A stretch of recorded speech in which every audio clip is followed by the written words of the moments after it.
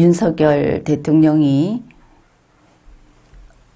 행정각부의 그 업무 보고를 받으면서 이제 통일부 업무 보고도 받았습니다. 그러면서 통일에 대해서 이야기를 했습니다. 그런데 이제 그 이야기를 듣고 그러면은 흡수 통일을 하겠다는 뜻이냐, 이제 이런 이제 반발이 나온 것이죠. 소위 그 좌파식 통일 세력, 그 우리 대한민국이 한반도를 다 차지해서는 안 된다. 북한도 생각해줘야지 하는 이런 쪽에서 아주 강하게 반발이 나온 것을 알 수 있습니다. 이제 거기에 대해서 무슨 KBS 라디오인가 하는 데서 직접 물어본 것이죠. 권영세 장관에게. 그런데 권영세 장관이 우선 나온 거로는 몇 차례나 거듭해서 우리는 흡수 통일을 절대 안 한다. 이렇게 밝혔습니다. 이거는 이거대로 큰 문제가 되겠죠. 권영세 통일부 장관이 흡수 통일은 절대 안 된다. 이렇게 말을 한 건데, 과연 대한민국 통일부 장관이 그런 말을 해도 되는 것인가? 워낙 우리나라가 친북으로 북한을, 우리가 뭐 먹고 사는 게 있으면 북한하고 반반 나눠 먹어야 된다. 그게 착한 거다. 뭐 이런 이상하게 세뇌가 돼 있는 상태이기는 하지만, 그렇다고 해서 통일부 장관이 흡수 통일은 안 된다고 하다니, 여러분 이거 괜찮다고 생각합니까? 그렇다면 여러분도 반쯤은 저 북한이라는 것이 내 혈육이요, 내 민족이요, 이런 세뇌를 당한 겁니다. 어떻게 혈육이고 민족이고 한데 6.25 동란을 일으켰습니까? 그때 와서 여기 사람들 목숨 빼앗을 때 그게 사돈의 팔촌이라도 할 짓입니까?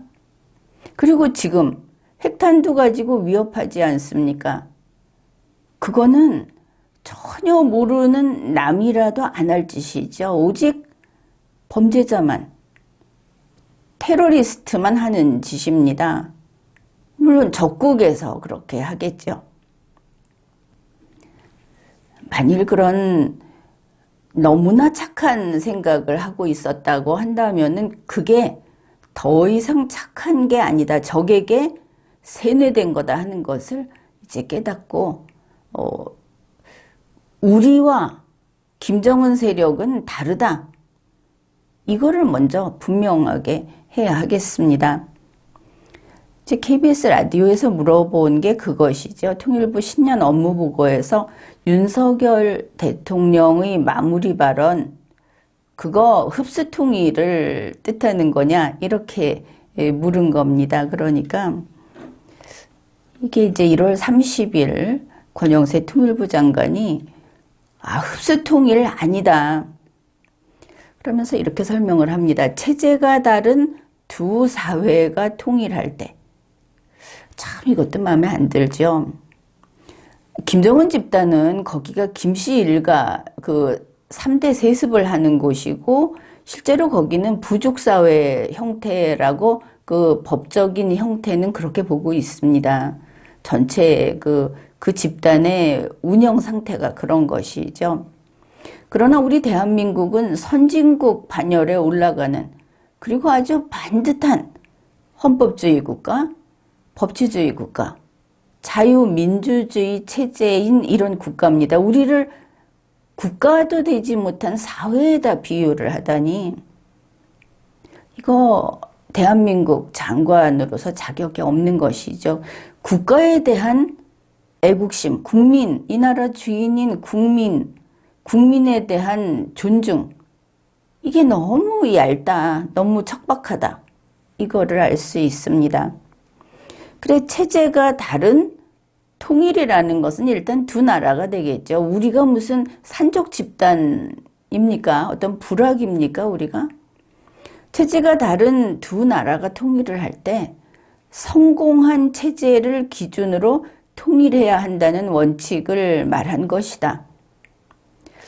자, 여기서 성공했다고 말을 하는데, 그러면 평양 주민들은 자기들이 성공했다고 하겠죠.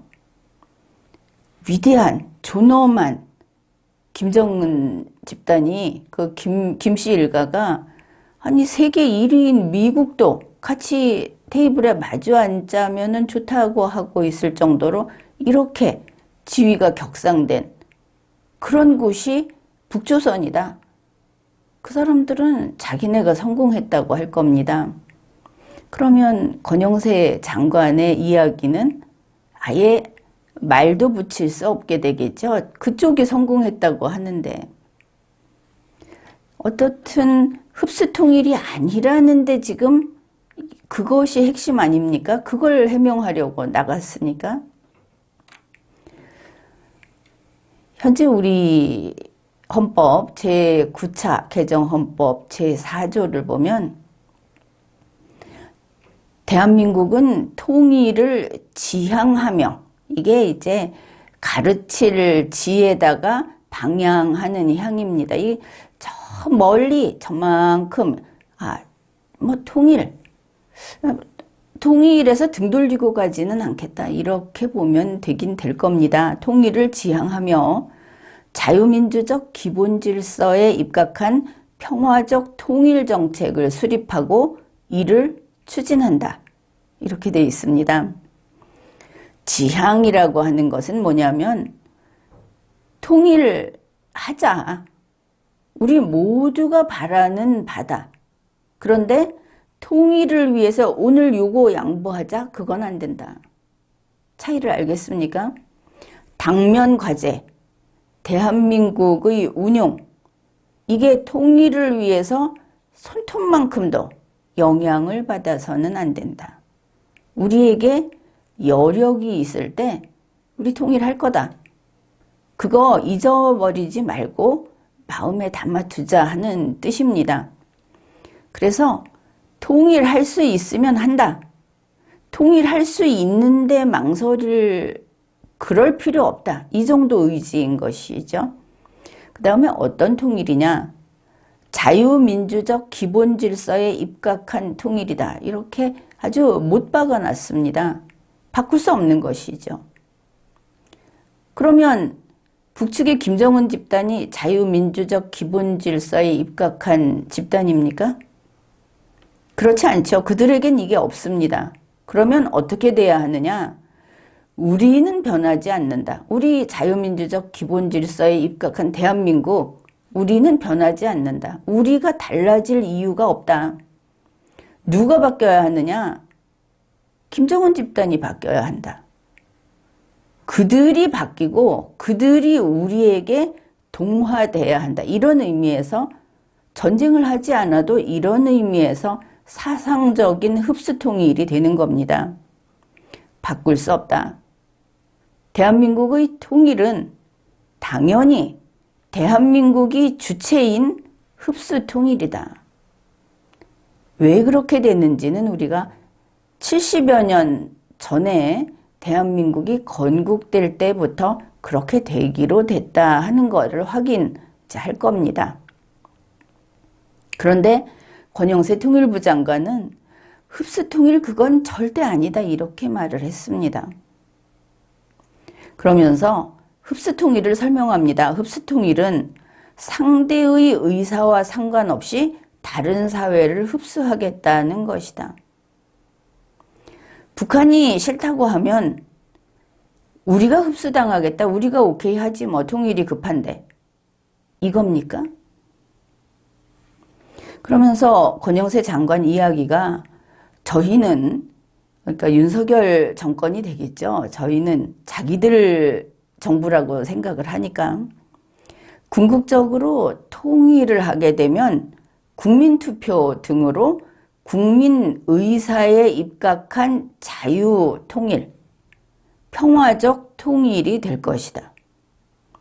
여기에서 자유통일의 의미를 알겠죠. 권영세 통일부 장관 이야기는 자유통일은 국민의 자유로운 의사에 따른 통일, 이게 자유통일이라고 하는 겁니다. 이거 헌법을 전혀 다르게 새로 해석한 거죠. 우리 국민이 알고 있는 자유통일과 다른 통일을 말하고 있는 거 맞죠?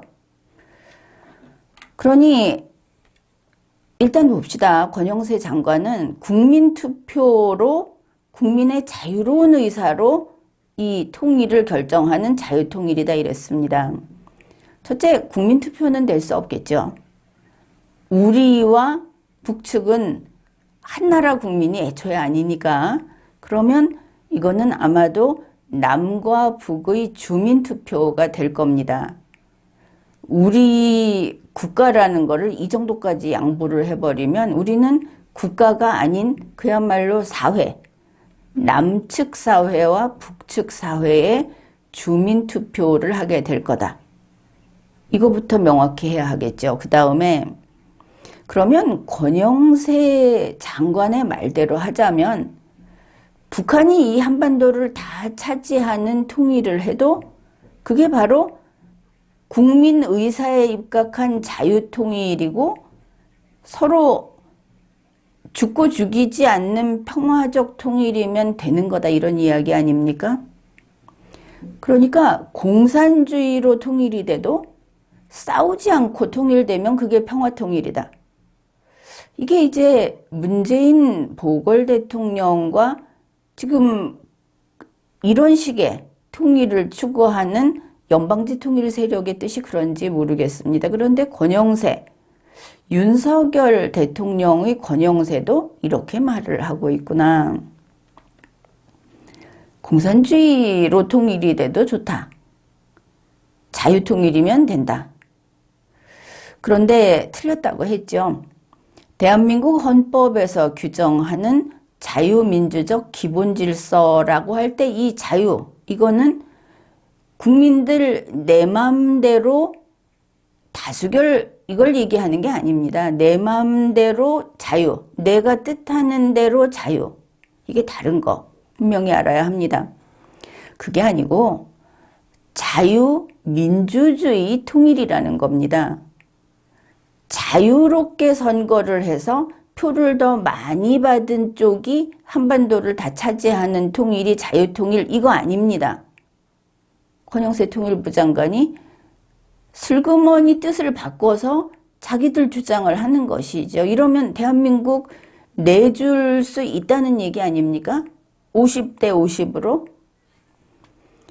이러면 우리 국민이 속은 것이죠. 이게 내줄 수 있다는 우리에게는 0입니다. 내줄 수 없다. 내줄 수 없고 적화될 위기라면 싸운다. 이게 우리 국민의 뜻인데 어째서 국민이 5년간 와서 일꾼으로 일해라 하는 윤석열의 그 윤석열이 제가 이 사람을 데리고 일하겠습니다 하고 뽑아놓은 권영세의 그들의 자유통일은 국민과 다른 자유통일인가? 그래서 그러면 윤석열 대통령이 정확히 뭐라고 했나 봐야 되겠죠. 권영세 장관이 이렇게 해명을 하러 쫓아다니고 있는데 그걸 봅시다. 2023년 1월 27일 청와대 영빈관에서 통일부 등의 업무 보고를 받았습니다. 윤석열 대통령이 청와대를 아주 애용하고 있죠. 거기에서 이제 대통령이 마무리 발언을 했습니다. 다 듣고 나서 거기 나온 내용이 이겁니다. 만약에 북한이 우리 남쪽보다 더 잘 산다면, 그러니까 지금 우리 남쪽보다 더 잘 산다면 그쪽 중심으로 돼야 할 거고, 물론 속마음으로 이미 우리가 잘 산다는 생각이 있죠. 그렇지만 이렇게 북한에게 넘겨줄 가능성이 있다고 말하는 윤석열 대통령은 도대체 어떻게 주권자인 국민을 그리고 조국 대한민국을 고개를 들고 볼 수 있는가 하는 부분입니다. 이게 해서 버릴 말도 감히 건드릴 수 없는 것이 조국이요 국민이라는 것이죠. 그냥 아무렇게나 말해도 된다. 식언을 해도 된다. 농담처럼. 대통령이란 자리, 거기에서 해야 할 임무는 그런 게 아닙니다. 말 한마디에 목숨을 바쳐야 되는 자리인 것이죠. 자, 그렇게 이야기를 하면서 그러니까 어느 쪽이, 북쪽이 우리보다 잘 산다면 북한이 이거 남한까지 다 먹어야 된다. 남쪽이 훨씬 더 잘 산다면 남쪽 체제와 시스템 중심으로 통일이 돼야 하는 게 상식 아니겠느냐, 이렇게 말을 했습니다. 우선 좀 재미있는 것은 더 잘 산다. 우리가 지금 북한보다 더 잘 산다 하는 거는 뭡니까? 그냥 돈이죠. 이거는 누구나 그렇게 보지 않습니까? 돈이다. 더 잘 산다는 게 뭐 따져서 여기가 개인의 자유를 더 존중하고 국민의 행복 지수가 높고 뭐 이런 쪽으로 들어가는 게 아니고, 외국에 나가서도 마이크 대고 물어보면 그야 대한민국 남쪽이 잘 살지, 이렇게 나옵니다. 딱 그 얘기 한 거죠. 역시 윤석열은 아주 이런 면에서는 솔직하다. 그냥 돈이다. 이거를 알 수 있습니다. 아무튼 그런데 이거 위험한 발언이다. 북한이 더 돈이 많으면 적화 통일되는 게 상식이다. 이렇게 말을 해도 됩니까? 지금 북한이 핵탄도 팔고 전쟁 기술 팔고 여러 가지 대량살상 무기 시스템 팔고 해서 돈을 벌 수도 있습니다.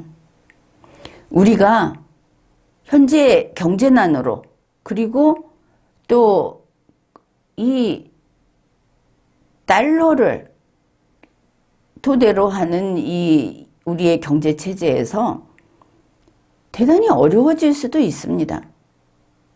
그러면 북한이 돈이 더 많으니까 적화통일돼도 된다고 이야기했던 것이 독이 되겠죠.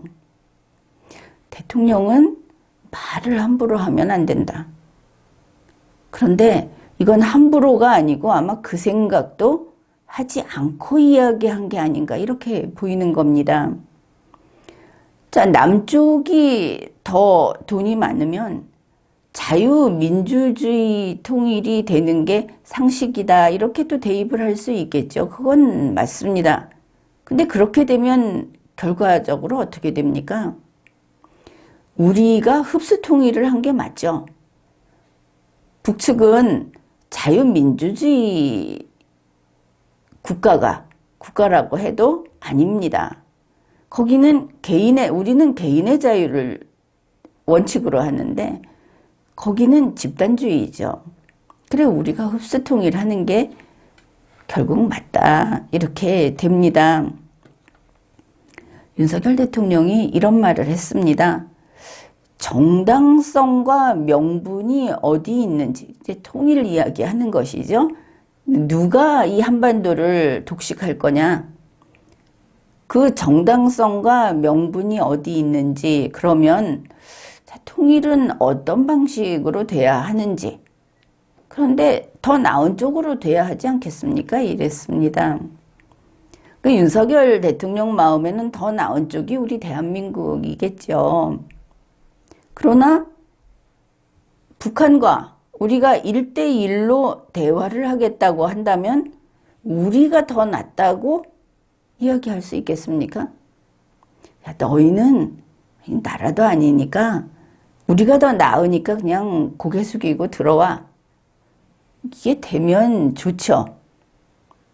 그러나 지금까지 남북 대화라는 걸 몇 번 해온 걸 보면, 물론 그들이 이런 국가 정체성이 불분명하고 뭐 그렇기는 했지만, 이게 더 나은 쪽이라고, 우리가 더 나은 쪽이라고 그 김정은 집단이 절대 인정하지 않을 거다, 누구나 그렇게 볼 겁니다. 그래서 이거는 판정 기준이 될 수 없겠다. 상대적이니까.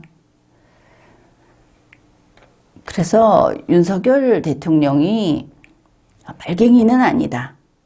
이러면서 또 안심하는 분들이 있을지 모르겠는데 대통령은 그래도 좀 똑똑해야 합니다.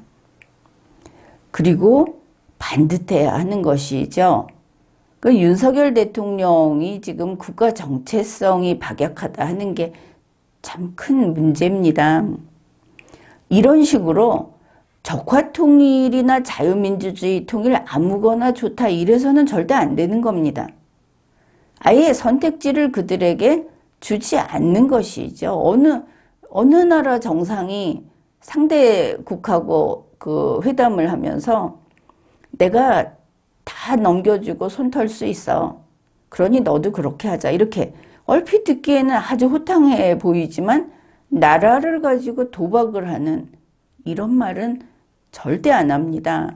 즉 그게 문제라는 것이죠. 해서 버릴 말도 애초에 세상에 나오면 안 될 말이었다. 이런 겁니다. 그 다음에 이제 그 윤석열 대통령도 그렇고 지금 그 통일을 추진하자 하는 사람들은 대부분 이런 마음이 있을 겁니다. 투표로 정하면 우리가 인구가 많지 않느냐 그런 생각들 있죠. 그런데 지금이 21세기라는 것을 자각할 필요가 있습니다. 투표로 정하면 된다 이거 아니다. 지금은 사이버전 시대다. 정말 우주전 사이버전 시대다 하는 겁니다. 자, 체제가 다른 양측에서 투표를 할 때 투표의 공정성은 절대 보장이 안 됩니다. 북측 주민 숫자만큼만 투표를 해서 얌전히 가져올 거냐? 그게 아니죠. 대한민국 이 남측의 투표 시스템 반드시 교란시킵니다. 해킹해서 바꿔치기 합니다. 거기에 성패가 갈리는데 승 아니면 패가 갈리는데 투표로 된다 이게 될 수 있는 일이 아닙니다. 북한이 반에서 반장선거 하듯이 그 정도로 그 공정하게 투표에 응할 상대라고 봅니까? 그런 상대가 지금 이렇게 세계를 위협하고 무기 가지고 벌어먹고 살겠다고 자부심을 느끼고 그럽니까? 더구나 이게 왜 안 되느냐? 지금은 사실 투표라고 하는 게 기술이 매우 발달해서 전자투표할 능력이 우리 있습니다. 선진국에는. 그리고 전자개표기 이거 잘할 수 있는 능력이 있습니다. 그런데 그거에 맞설 만큼 막강한 이 시스템을 오작동하게 할 능력을 또 인류가 가지고 있다는 것이죠. 그래서 기술이 이렇게 발달한 시대임에도 불구하고 만일 이 투표가 여론조사가 정말 모두의 의사를 도출해내는 어떤 도구라고 한다면 전자적 수단은 벗어나는 게 오히려 좋은 시대가 됐습니다. 직접 하는 것이죠. 눈으로 보고. 그리고 사람이 일일이 수개표를 하고 사람이 옆에서 지켜보고. 가장 중요한 거는 그렇게 해도 되지 않겠습니까? 왜 그래야 하는가? 미국 대통령 선거 때도 뒷말이 많았죠. 근데 그게 생떼가 아닙니다. 지금 보면 그런 혐의들이 많이 나와 있습니다. 그렇다고 해서 선거 결과를 뒤집자는 건 아닙니다. 그 대표적인 것이 지금 러시아, 중국, 북한 이들이 이런 질서를 교란시키고 있죠. 선거에 개입합니다. 지금 나와 있는 게 러시아 그 민간 군사 기업 바그너 그룹이라고 뭐 와그너라고도 하는데 바그너 그룹이라고 있습니다. 그 리더가 푸틴의 요리사다. 이런 아주 이름이 널리 알려진 악명이 높은 그런 인물입니다. 여기를 2023년 1월 26일에 미국에서 국제범죄조직으로 재지정을 했습니다. 그러면서 그 관련된 기업, 개인들을 또 제재를 했죠. 이미 제재를 받고 있는데 현행 제재를 확대 강화한 겁니다. 이 바그너 그룹이 뭐를 했느냐. 용병이라고 해야 하는데 참 무시무시한 그런 조직이죠. 범죄 집단인 것도 맞고 그런데 기업이다 이러고 있습니다.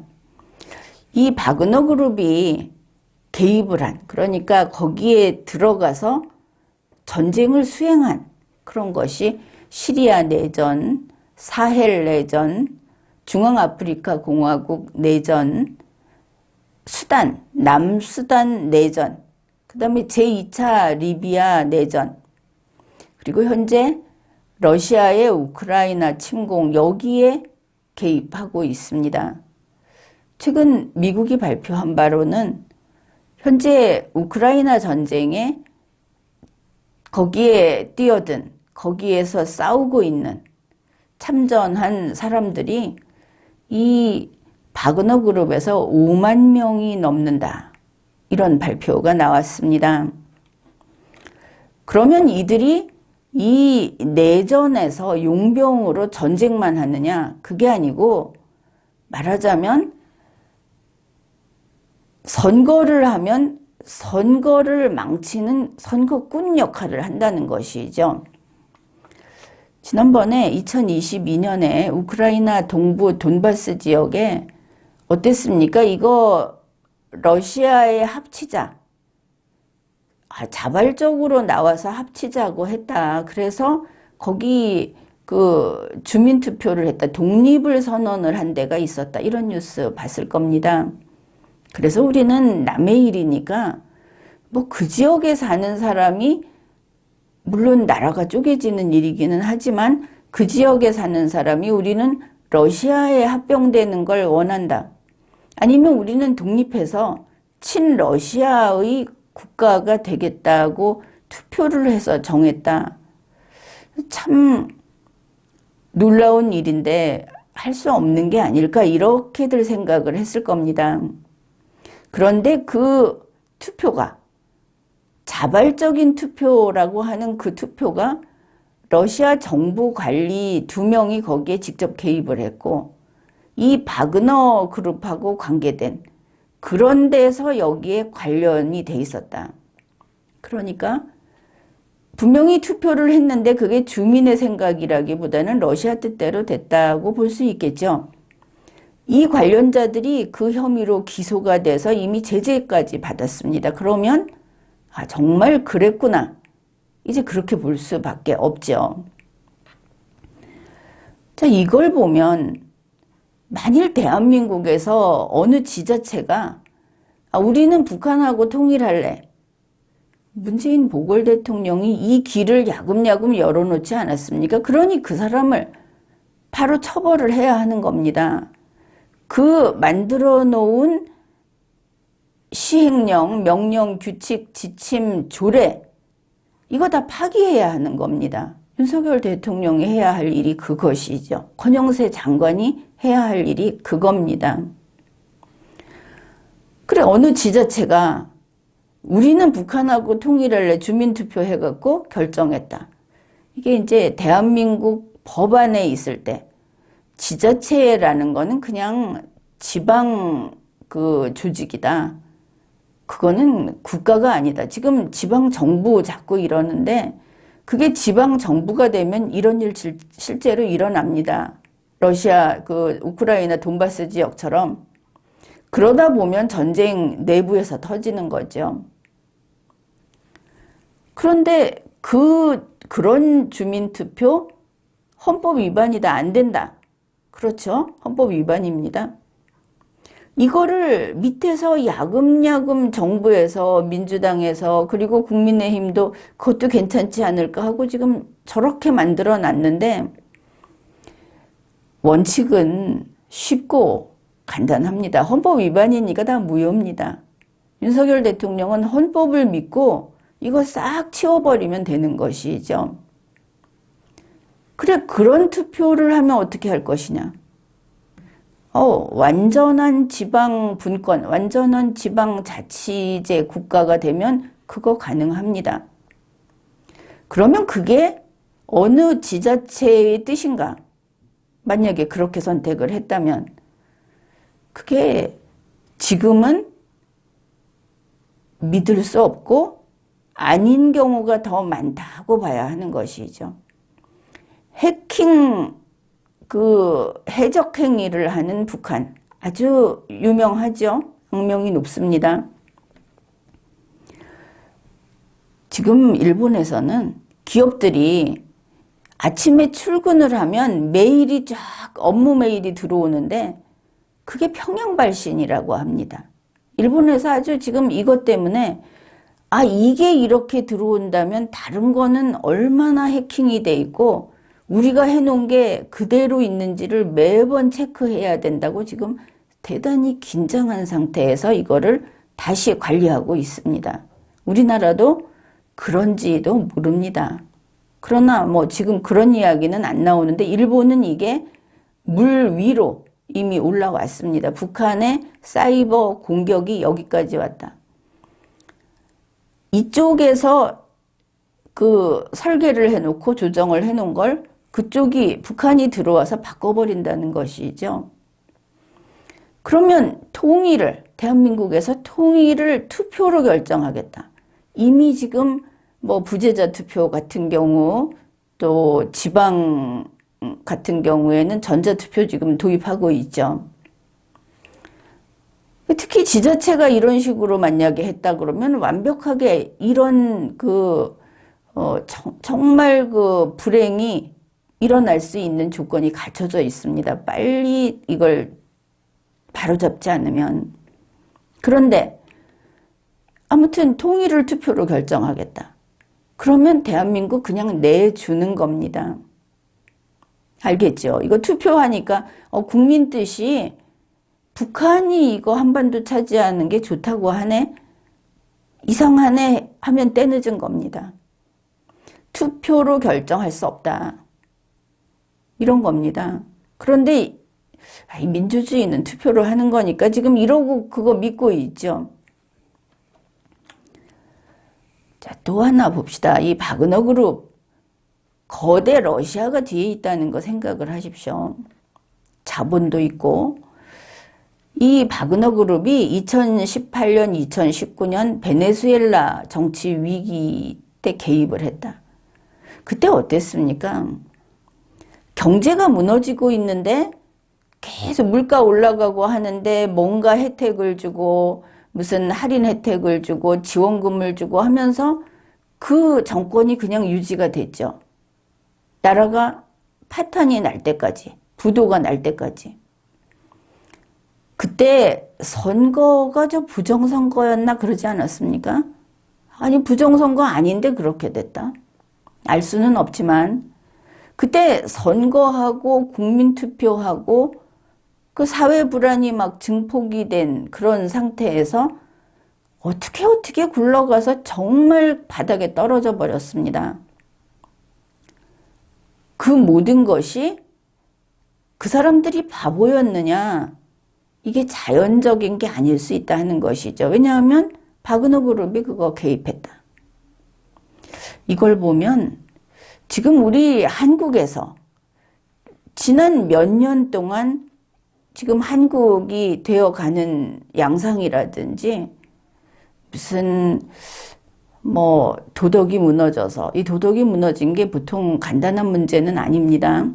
이게 바탕을 무너뜨리기 때문에 그리고 자유민주주의가 무너지고 있고 법치 그리고 부패한 사람들이 정권 또 뭐 국회의원, 이 국회 이런 데 그냥 가 있고 부끄러움 없이.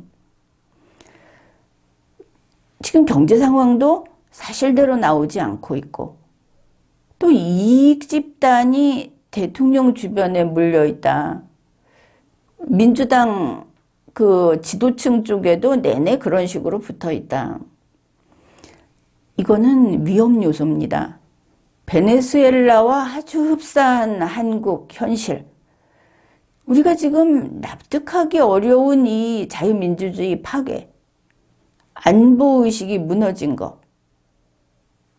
우리 속에도 이미 이런 중동이라든지 이런 쪽으로 아프리카 중동을 거쳐서 이민족들이 들어오는 그 속에 바그너 그룹이 들어와서 작업 중일 수 있다. 물론 바그너 그룹까지 안 찾아도 북한과 중국 세력이 있지요, 우리는. 그들이 바로 우리를 안으로부터 파괴하고 있을 수 있다. 이거 경각심을 가져야 하는 겁니다. 그래서 항상 이렇게 이야기를 해왔죠. 지자체끼리 서로 협약을 맺고 국회끼리 남북 국회 열고 정부끼리 하고 또 국민은 지금 윤석열 정권에서 하고 있는데 자기네들이 대표를 뽑아서 통일 이렇게 할까? 오케이 하면 그래 오케이. 자, 이렇게 가겠다고 뒤에서 지금 작업을 하고 있는데 그게 스스로 제물로 먹이로 걸어 들어가는 수순이다. 만약에 정 안 되면 국민투표 하겠지. 그거 이런 위험성이 있다. 다른 나라들 봐라. 나라 망한 케이스를 봐라. 이거 생각해 보십시오. 그 다음에 이제 통일이 필수인가? 이게 어감이 좀 다릅니다. 통일을 반대할 사람은 없죠. 우리 헌법상의 통일을. 그러나 통일을 위해서 내 젊음을, 내 인생을 희생하겠다는 사람도 없죠. 요즘에는 그렇게 하는 사람들이 있는데 그건 사실은 아니고 빈말이고. 자, 이렇게 봤을 때 대한민국은 통일을 못하면 불완전한 국가인가 반쪽짜리 국가인가 이거 생각해 봅시다. 계속 그래왔죠. 대한민국은 반도막이 났다. 문재인 보궐 대통령 이야기는 통일을 못하면 우리는 섬하고 다를 바가 없다. 대륙으로부터 분리된 변방이다. 자학이죠. 이렇게 이야기를 하면. 과연 그런가 봅시다. 그거 일단 답부터 말하면 그거 아니다. 자, 대한민국은 언제 건국됐습니까? 1948년에 건국이 됐죠. 대한민국을 건국한 것은 1948년 7월 17일에 공포 발효된 건국헌법으로 시작이 됩니다. 그 건국헌법 전문에 이렇게 쓰여 있습니다. 항구적인 국제평화의 유지에 노력하여 우리들과 우리들의 자손의 안전과 자유와 행복을 영원히 확보할 것을 결의한다. 이렇게 들어 있습니다. 자, 우리는 이런 나라다. 이게 북한하고는 완전히 전혀 안 맞죠? 그리고 제4조입니다.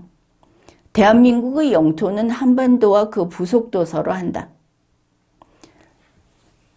윤석열 대통령이 이번에 한 이야기가 우리가 북위 38도선 이북은 실효적으로 지배를 못하고 있다. 여러분도 그 이야기 많이 들었을 겁니다. 리마연에서도 이야기를 많이 했는데 실효적으로 지배 못한다는 것은 그쪽은 우리가 띄어서 남에게 줬다가 아닙니다.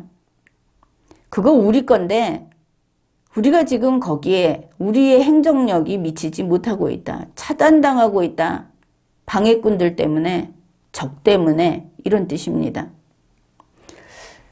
그런데 자, 건국헌법 제4조에서 한반도와 그 부속도서라고 했죠.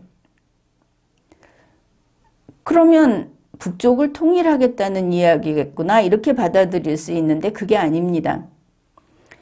건국헌법은 확정적으로 이 한반도의 유일한 합법 국가는 대한민국 하나라고 밝힌 것이죠.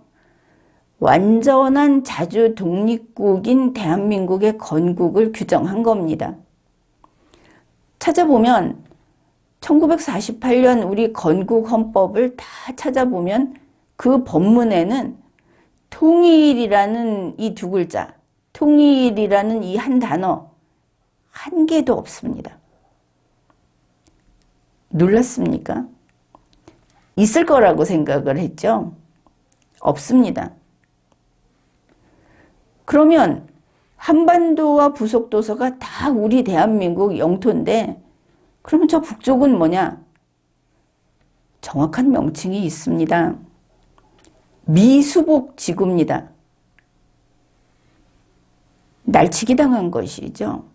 그래서 그때 대한민국의 목표는 대한민국이 지향하는 게 아니고 지금은 통일을 지향 그랬죠. 그때 반드시 해야 하는 그거는 미수복 지구의 수복이었습니다.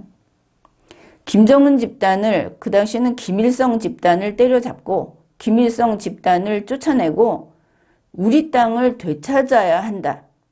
우리 땅을 되찾는 것은 통일이 아닙니다. 미수복 지구의 수복, 그게 헌법의 명령이었습니다. 이제 1948년에 건국한 대한민국은 완전 무결한, 완전한 국가였다. 그거를 잘 알아두어야 합니다. 반쪽짜리 국가가 아니다. 그러나 이제 이렇게 말을 할 겁니다. 현행헌법 제9차 개정헌법은 통일을 규정하고 있지 않느냐. 그 이야기를 해봅시다. 현행헌법 제4조는 이렇게 규정을 합니다. 대한민국은 통일을 지향하며 자유민주적 기본질서에 입각한 평화적 통일 정책을 수립하고 이를 추진한다. 그렇습니다. 들어 있습니다. 이 통일이 뭐냐? 연방제 통일 아닙니다. 그렇죠? 연방제 통일은 우리가 우리의 반쪽을 양보한 다음에 우리의 독자성까지 다시 훼손하는 그런 것입니다. 우리는 자주 독립국 단일 국가입니다. 연방제가 될 수 없습니다. 가장 우수한 국가 형태인 단일 자주 독립국이다. 현행헌법 제4조에서 통일을 지향한다 하는 지향이 무슨 뜻이라고 했습니까? 통일하기 위해서 대한민국이 이거를 양보하고 저거를 양보하고 북한에게 이것을 나눠주고 그거 전혀 아니다. 통일을 하든 안 하든 대한민국은 머리카락 하나 건드리지 못하고 그대로 간다. 대한민국은 바뀌지 않는다. 너희가 바뀌어라. 이겁니다.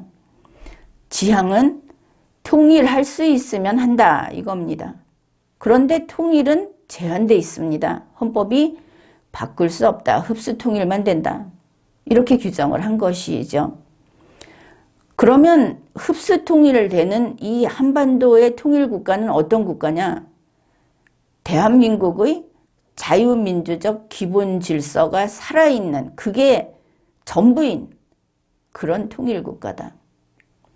김일성 집단, 지금 저 김정은 집단은 그 국가 체제라고 하는 거는 산산이 흩어서 흔적도 없이 대한민국의 지방으로 들어와야 한다. 이게 헌법의 규정입니다. 흡수통일 맞습니다. 자, 대한민국 헌법 제66조에서 대통령의 임무 이거를 규정하고 있습니다. 책무라고 책무와 의무가 있는데 1, 2, 3, 4항이 있습니다. 제66조의 제2항입니다. 대통령은 국가의 독립, 영토의 보전, 국가의 계속성과 헌법을 수호할 책무를 진다. 이게 대통령의 책무입니다. 국가의 독립, 연방제가 된다든지 북쪽에 흡수되는 그런 북쪽에 점령이 되는 그들식으로 적화되는 것은 대통령이 목숨 걸고 막아야 하는 겁니다. 영토의 보전, 북위 38도선 이북 지역의 영토를 북측 땅으로 인정하는 짓을 하면 헌법 위반입니다. 문재인 보궐 대통령이 이 짓을 했습니다. 서해 5도, 서해에 우리의 그 해상 경계선, 문재인 보궐 대통령이 북측에 양보했습니다. 영토의 보전을 깨뜨리고 우리 영토를 김정은에게 넘겨준 문재인 보궐 대통령입니다. 이걸 왜 처벌을 하지 않습니까? 그 다음에 국가의 계속성. 대한민국이 통일을 하면서 연방제가 돼서 2분의 1로 들어가면 대한민국의 계속성은 깨지는 겁니다. 통일을 할 의의가 없는 것이죠. 그렇게 간다면. 다음으로 대통령은 헌법을 수호할 책무를 진다. 문재인 보궐 대통령이 조국 민정수석하고 헌법을 낱낱이 부숴버릴 기도를 했죠. 거기 자유민주주의도 개인의 자유도 다 깨트리는 그런 개헌안을 내놨습니다. 그들이 헌법 내란죄를 저지른 겁니다. 이거 처벌해야 하는 것이죠. 지금 윤석열 대통령은 헌법 제66조 제2항에 따라서 대한민국 헌법을 수호해야 하는 겁니다. 대통령이, 정부가, 국회가 헌법을 고치자, 대한민국의 이념을 쓱 빼버리는 개헌을 하자, 이거를 막아서야 하는 게 대통령의 책무로 헌법에 규정이 되어 있는 겁니다. 아무리 주권자인 국민이 이런 반국가 행위자들을 그들을 끌어내고 그들을 그 자리에서 물러나게 하고 한다 하더라도 현재 경찰력을 쥐고 있는 현재 군대가 있고 힘을 쓸 수 있는 집행력이 있는 대통령이 먼저 그들을 물리쳐라. 이렇게 규정을 해 놓은 겁니다. 바로 그 밑에 제3항입니다. 대통령은 조국의 평화적 통일을 위한 성실한 의무를 진다. 이렇게 되어 있습니다. 아, 대통령은 평화 통일 의무가 있구나. 이렇게 받아들이면 그러면 헌법에 대해서 무식한 것이죠. 봅시다. 제66조 제2항이 있고 제2항 다음에 제3항이 있습니다. 그렇죠? 이거를 켈젠의 법 단계를 참조하면 쉽게 이해를 할 텐데 헌법 제66조 제3항은 헌법 제66조 제2항보다 아래에 있습니다. 3항은 2항을 전제로 있는 것이다. 이걸 알아야 합니다. 그렇다면 평화통일이라는 이름으로 제66조 제2항을 건드리면 안 되겠죠. 그 다음에 또 있습니다. 앞에서 봤죠. 헌법 제4조 기억합니까? 헌법 제66조 제3항은 헌법 제4조보다 까마득히 아래에 있습니다. 4조, 5조, 6조, 66조 이렇게 가죠. 그러면 헌법 제4조가 얼마나 높은, 법 단계로 얼마나 높은 곳에 있는가? 대한민국 헌법전을 펴면 가장 앞에 나오는 게 지금 전문이라고 하는데 이건 헌법이 아닙니다. 개정헌법에 1948년 건국헌법에 있는 것은 전문입니다. 그러나 헌법은 아닙니다. 헌법의 역사 같은 것이죠. 그때 이후에 붙어 있는 것은 헌법의 역사가 아니고 헌법 개정의 역사입니다. 전문이 아닙니다. 그러면 헌법은 제1조부터 시작한다. 이걸 알 수 있죠. 헌법은 제1조부터 시작하는데 보다 큰 단위를 보면 아, 장으로 나뉘어 있구나. 그렇습니다. 1장, 2장, 3장, 4장 이렇게 장으로 있습니다. 그러니 헌법 제1장이 총강, 헌법의 정신, 반드시 지켜야 하는 시스템 이런 걸 넣어놓은 것입니다. 그러면 헌법 제4조는 제1장 총강에 있죠. 헌법 제66조는 어디 있느냐? 제4장 그 속에서 제1절 대통령 이렇게 거기에 들어 있습니다. 1장, 2장, 3장, 4장이 정부인데 정부에는 2개가 들어있고 그 중에 먼저 나오는 대통령. 이 대통령의 절 속에 제66조가 있고 제66조 2항 다음에 나오는 3항이 평화적 통일이라는 게 들어있다. 막 층층시하라는 걸 알 수 있죠. 그러면 헌법 제66조 제3항의 평화적 통일은 무슨 뜻이냐? 이제는 여러분이 답을 할 수 있겠죠. 그런 겁니다. 헌법 제1장 총강에 있는 자유민주적 기본질서에 입각한 통일, 그 통일을 하는데 헌법 제66조 제2항의 대통령이 이 헌법을 지키고 이 영토를 지키고 이 국가를 지키고 하는 그걸 다 지키고 나서 하는 평화적 통일이다. 사실 여기에는 평화적 통일이 어려우면 힘으로 통일해도 좋다는 게 사실은 숨어 있습니다. 우리 국민은 한 명도 안 다치고 우리의 미수복지구를 점거하고 있는 저들 우두머리를 처단하고 수복을 해도 좋다. 이게 들어있는 겁니다. 대한민국 헌법은 대단히 강한 그런 법인 것이죠. 그런데 윤석열 대통령이 적화통일이나 자유민주통일 중 하나, 둘 중에 하나 더 나은 거, 뭐 투표해봐서 다수표가 나오면 그걸로. 자, 이런 말이 절대 해서는 안 되는 것이죠. 권영세 통일부 장관, 남북 주민투표 해봐서 더 많은 쪽이 다 먹는 통일하면 된다는 거냐? 그렇지 않죠?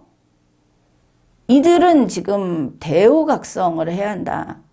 우리가 틀렸습니다. 잘못했습니다. 해야 하는 겁니다. 이런 정신머리로 지금 통일을 이야기해도 되는 것인가? 저 통일부 없애버렸어야 되는 거 아닌가? 그리고 지금 상황이 통일보다 대한민국과 5,100만 국민 지키는 일이 더 다급한 그런 상황이 아닙니까? 그런데 권영세 통일부 장관이 이번에 업무 보고하면서 2022년 말에 발표한 담대한 구상, 이제 연말에 발표한 그거를 본격적으로 시행하겠다.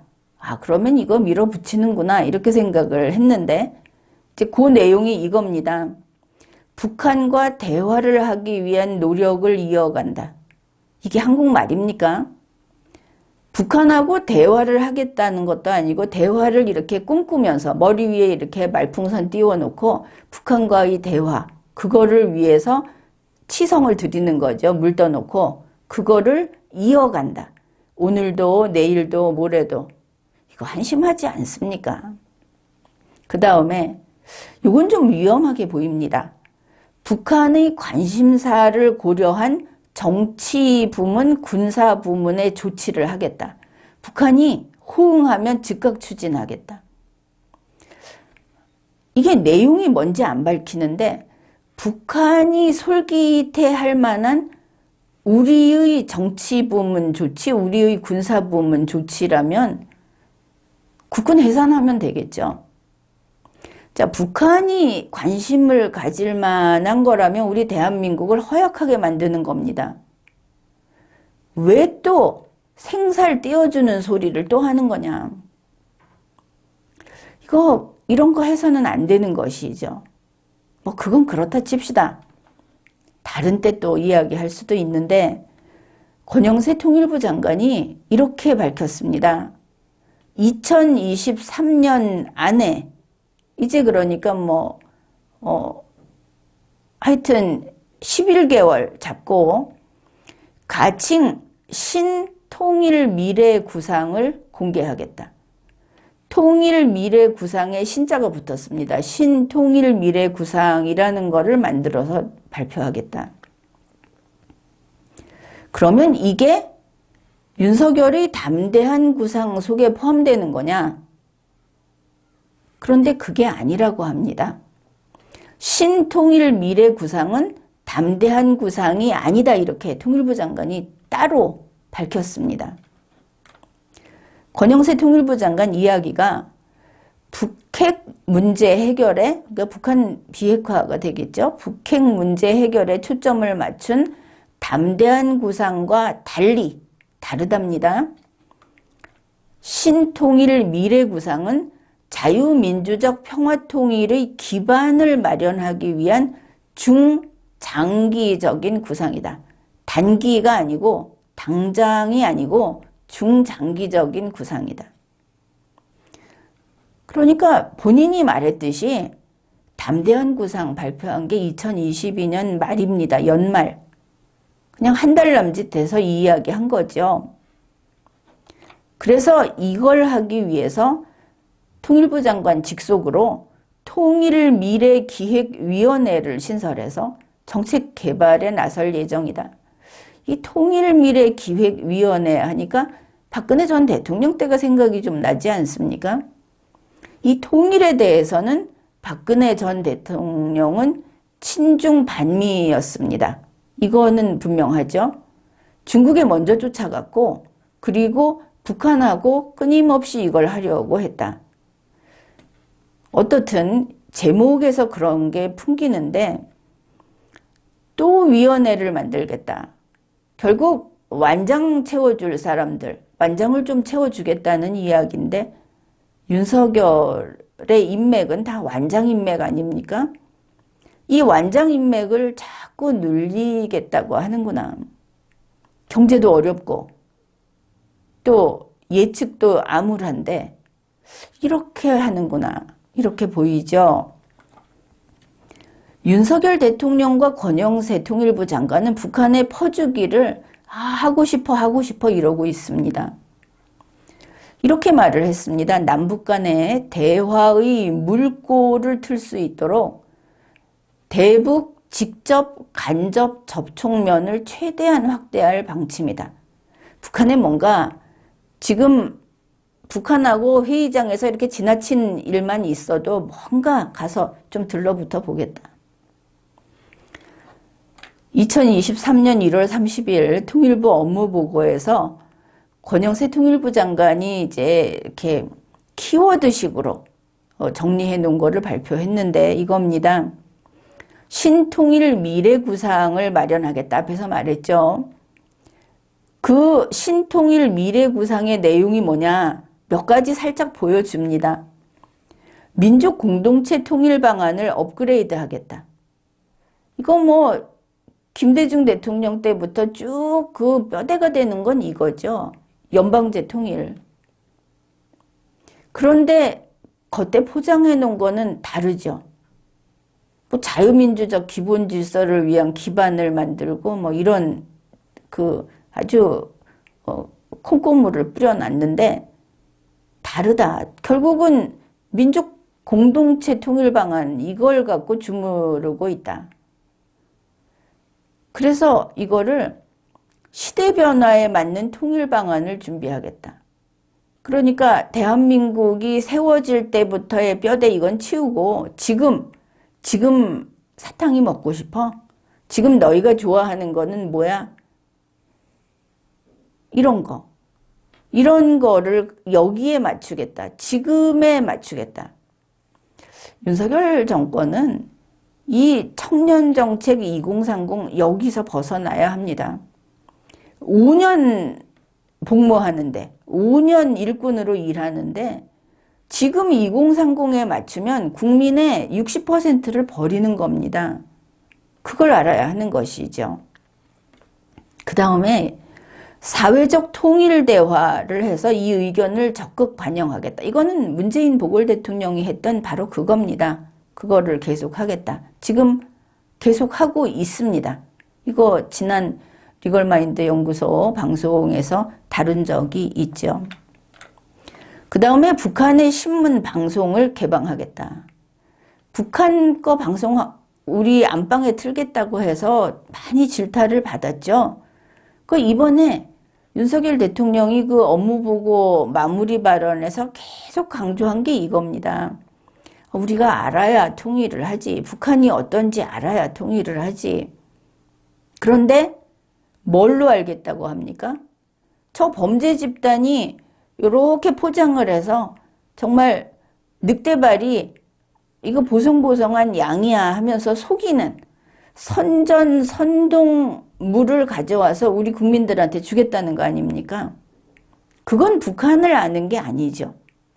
선동물을 갖고 와서 통일부 장관 보고 해외에 홍보하라고 그럽니다. 윤석열 대통령이 그렇게 말을 했습니다. 이게 북한을 안다는 것이 북한이 싹 정리해주는 파일을 받아서 아 이게 북한이구나 이러겠다는 것이죠. 이거 어쩝니까? 그 다음에 통일부는 돈이 필요한가 봅니다. 남북협력기금을 민간이 기부할 수 있는 계정을 설치하겠다. 이것도 정경유착된 기업들이 여기다가 돈을 들이부을 건지 왜 민간 기부 계정을 또 만드느냐. 그 남북협력기금은 마구 늘리면 안 됩니다. 그건 알고 있죠. 남북협력기금이라고 하는 것은 많이 만들면은 능력이야 이게 아닙니다. 이거 이렇게 해도 대북제재에 걸립니다. 이거는. 그래 그걸 하기 위해서 민간 기부금을 받고 민간 기부금을 받아서 쓰기 위한 법적 근거를 마련하겠다고 하는데 한번 만들어 보십시오. 만들면 거기에 기부한 기업들이 뭐 돈 많으니까 기부하겠죠. 거기에 기부한 사람들 그리고 이걸 가지고 남북협력기금하고 연결해서 뭔가 사업해보려는 사람들 사업길 다 막힐 겁니다. 그리고 통일부는 돈 거들 궁리만 하고 있다. 윤석열 정권은 지금 돈이 펑크 났습니까? 아무튼 이러고들 있는데 한 가지 알아야 할 것이 있습니다. 아마 2022년 12월경부터인 거로 알고 있는데 미국에서 저 한국 답답하다 이 소리를 합니다. 아주 대놓고 명시적으로 또박또박 밝혔습니다. 북한이 지금처럼 한국을 핵공격하겠다, 쳐부수겠다, 잡아먹겠다, 적화 통일을 하겠다, 남침하겠다고 할 때는 이러고 나올 때는 한국은 대화 이야기는 안 꺼내야 하는 거다. 이 말이 나왔습니다. 미국에서. 그런데 지금까지 보면 어떻습니까? 통일부 대화하겠다. 무슨 수를 써서도 올해는 대화하겠다. 윤석열 대화할 수 있으면 담대한 구상 대북제재 깨고도 주겠다. 그리고 이번 UAE 가고 그 다보스 포럼 참가차 스위스 가고 했을 때 뭐 했습니까? 유니세프 혹시 북한에 돈 주고 싶으면 우리가 도와줄게. 세계식량기구 북한에 쌀 주고 싶으면 우리가 도와줄게. 아니 백신 아니 북한에 있는 사람들에게 의료용품 이런 거 주고 싶으면 우리 한국 정부가 줄게 이런 거 하고 다녔죠. 그게 인도적 지원입니까? 인도적 지원을 빙자한 대북제재 구멍 뚫기지? 이거 다 알고 다 지켜보고 있습니다. 박쥐 한국 이러면서. 미국이 인도적 지원은 괜찮다. 우리가 뭐 그것까지 반대하는 거 아니다. 이런 말 가끔씩 섞어서 하죠. 그거 그냥 립 서비스입니다. 바보입니까? 분위기 파악도 못하고. 지금 북한이 우크라이나 전쟁에 참전하고 있다고 하지 않습니까? 사실상 러시아의 그 무기들, 뭐 큼직한 것들 다 대주고 김여정이 나서서 이야기했죠. 위대한 러시아가 지금 싸우고 있는데 우리 북한 인민들은 전력을 다해서 이 싸움에 참전하고 있다. 물론 그 싸움이 생산 싸움인지 생산 투쟁인지 뭐 알 수는 없지만 북한은 우크라이나 전에 참전하고 있다고 말을 한 겁니다. 이런 북한에다가 우리에게 날릴 핵탄두가 80개나 있다고 하는 북한에게 혹시 밥이 부족하냐, 분유가 부족하냐, 혹시 물이 덜 깨끗해서 그게 마음에 걸리느냐. 좀 끊읍시다. 계속 이 짓을 할 거냐. 대한민국 통일부 없애야 합니다. 남북협력기금 동결하고 그거 풀어서 차라리 서민 구제하십시오. 대한민국 서민. 지금까지 리걸마인드 연구소였습니다.